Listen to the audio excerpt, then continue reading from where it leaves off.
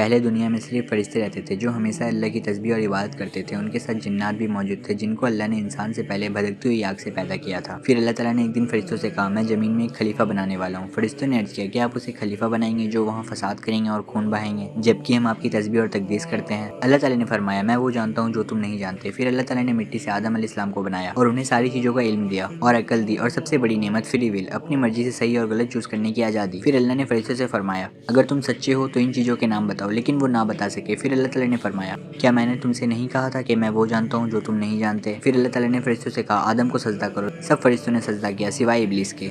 اس نے انکار کیا اور تکبر دکھایا۔ اس نے کہا، میں اس سے بہتر ہوں، مجھے آگ سے بنایا گیا اور اسے مٹی سے۔ اللہ تعالیٰ کو یہ بات پسند نہیں آئی اور ابلیس پر غصہ آ گیا۔ پھر اللہ نے اس سے کہا، نکل جا، تو میری رحمت سے دور ہے، تیرے لیے قیامت کے دن تک لعنت اور عذاب ہے۔ ابلیس نے پھر اللہ سے ایک مہلت مانگی، مجھے قیامت کے دن تک زندہ رہنے دے۔ اللہ تعالیٰ نے فرمایا، تجھے مہلت دی گئی۔ پھر ابلیس نے کہا، میں آدم اور ان کی نسل کو گمراہ کروں گا، انہیں سیدھے راستے سے ہٹا دوں گا۔ اللہ تعالیٰ نے فرمایا، جو میرے بندے سچے ہوں گے تو ان پر کبھی حاوی نہیں ہو سکتا۔ پھر اللہ تعالیٰ نے آدم علیہ السلام کو جنت میں رہنے کا حکم دیا اور ان کے لیے حوا علیہ السلام کو پیدا کیا اور فرمایا، تم دونوں جنت میں آرام سے رہو، اس کے پھلوں سے کھاؤ پیو، انجوائے کرو، بس اس ایک پیڑ کے قریب بھی مت جانا۔ لیکن شیطان نے ان دونوں کے دل میں وسوسے ڈالے اور انہوں نے وہ پھل کھا لیا۔ پھر فوراً اللہ کا عذاب ان پر آ گیا اور ان کے جنتی لباس چھین لیے گئے۔ پھر انہوں نے جلدی جلدی جنت کے پتوں سے اپنے آپ کو ڈھک لیا۔ پھر اللہ تعالیٰ نے ان سے پوچھا، کیا میں نے تمہیں اس پیڑ کے قریب جانے سے منع نہیں کیا تھا؟ تب آدم اور حوا علیہ السلام نے فوراً توبہ کی، اے ہمارے رب، ہم نے اپنے آپ پر ظلم کیا، اگر تو ہمیں معاف نہ کرے، ہم پر رحم نہ کرے تو ہم نقصان اٹھانے والوں میں سے ہوں گے۔ اللہ تعالیٰ نے انہیں معاف کر دیا لیکن انہیں جنت سے باہر نکال کر دنیا میں ڈال دیا۔